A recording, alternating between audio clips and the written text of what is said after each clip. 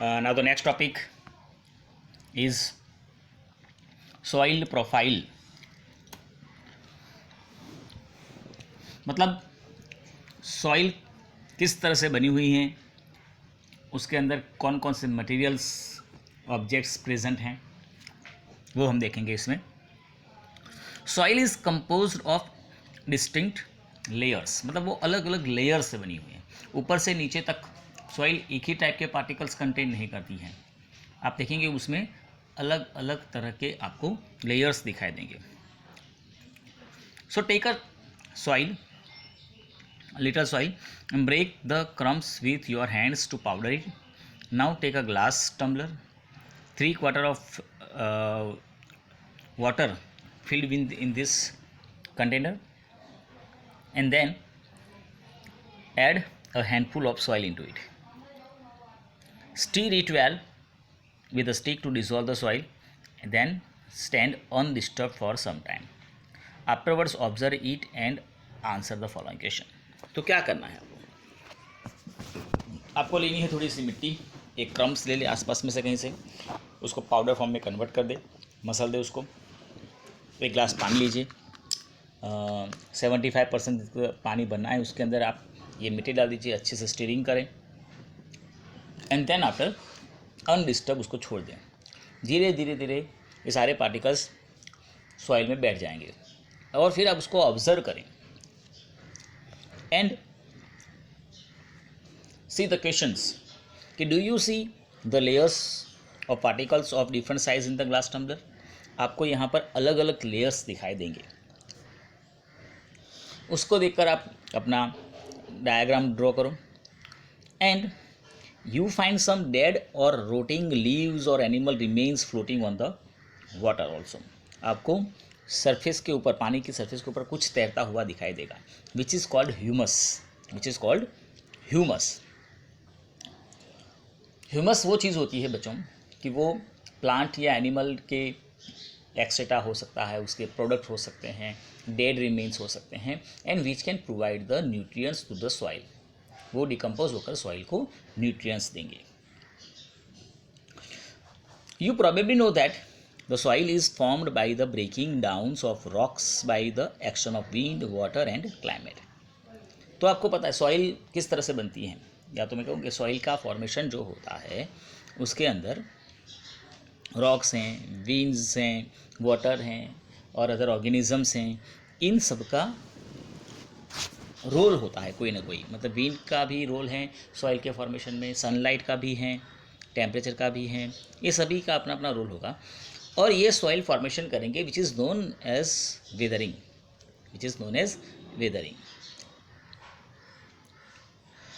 So the nature of any soil depends upon the rocks from which it has been formed and the type of vegetation that grows in it. तो अब soil किस तरह की होगी, किस type की होगी. देखो आपके पास अलग अलग टाइप की सॉइल होती है. आपने कहीं भी ब्राउन सॉइल देखी होगी, कहीं पे आपने रेड सॉइल देखी होगी, कहीं पे वाइट सॉइल देखी होगी, ब्लैक सॉइल देखी होगी. तो इट इज़ डिपेंड्स ऑन वो कलर जो है, it is colour depends on the substances present into that. उसके अंदर कौन कौन से मिनरल्स प्रेजेंट है वो डिसाइड करेगा कौन सा कलर होगा. और वो मिनरल्स डिसाइड कहाँ से होंगे, तो किस रॉक्स में से वो सॉइल का फॉर्मेशन हुआ है. सॉइल जो बनी है वो किस रॉक्स में से बनी हुई. जो रॉक्स के अंदर जो मिनरल्स प्रेजेंट होंगे वही तो सॉइल में आए होंगे. So we can say that the nature of the soil depends upon the rocks from which it has been formed and the type of vegetation that grown on it. और किस तरह के उसके ऊपर जो वेजिटेबल्स मतलब वेजिटेशन मतलब plants जो थे वो डेवलप हुए हैं. सो vertical section through different layers of the soil is called soil profile. जो आप सपोज आप कहीं पर डिगिंग का काम चल रहा है, डीप में वेल डिग कर रहे हैं, कैनाल्स का काम चल रहा है, कोई भी, तो आप साइड में से देखेंगे तो सॉइल जब वो डिगिंग करते हैं तो वॉल देखेंगे तो आप देखेंगे कि उसके अंदर आपको अलग अलग लेयर्स दिखाई देंगे. दिस टाइप ऑफ लेयर्स में बी प्रेजेंट. और ये हर एक लेयर जो है उसको कहा जाता है horizons. This layers are referred to as horizons.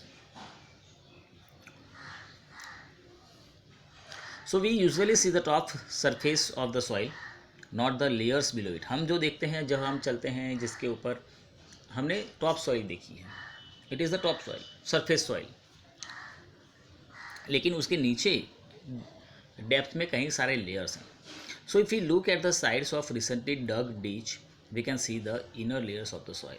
तो अगर आप इस तरह के कोई डग को देखें, कोई बड़ा खड्डा कहीं पर, जैसे मानसून के सीजन में ऐसा होता है, तो अगर आप देखें तो आपको इस तरह के लेयर्स दिखाई देंगे।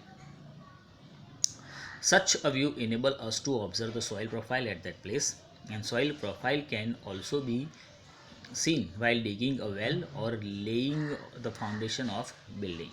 मतलब कहीं पे भी खड्डा खुद रहा हो तो वहाँ पर आप देख सकते हैं कि आपको इस तरह के लेयर्स देखने को मिलेंगे, which is known as soil profile. And it can also be seen at the sides of a road on a hill और at a steep river bank. तो आप स्टीप रिवर बैंक मतलब क्या बोलते हैं, जिसको अपन बोलते हैं ना बड़ी बड़ी कोतर्स, जिसको बोलते हैं कोतर बोला जाता है, कोतर प्रदेश। तो क्या होगा, आप नदी के आसपास देखो तो आपको बड़े बड़े पहाड़ जैसा दिखाई देता है, जिसको नदी ने काट कर जिसमें से रास्ता बनाया होता है, ठीक है। तो वो जो स्टीप रिवर बैंक है वहाँ पर भी आपको देखने को मिल सकता है। रोड साइड में कभी किसी खड्डा किया है तो भी आपको ये देखने को मिल सकता है। So the uppermost horizon is generally dark in colour as it is rich in humus and minerals. तो सबसे ऊपर का जो लेयर है वो डार्क कलर में होता है, बिकॉज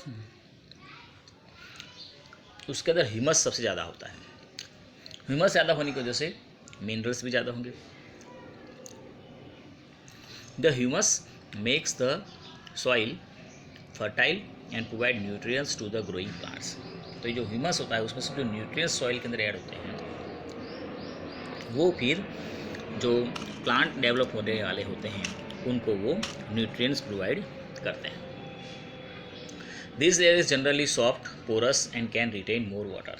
ये ऊपर का जो लेयर होता है वो सॉफ्ट होता है, पोरस मतलब उसके बीच में जगह बहुत होती है पार्टिकल्स के बीच में, और पानी को वो होल्ड कर सकते हैं। It is called the top soil और द ए हॉरिजन।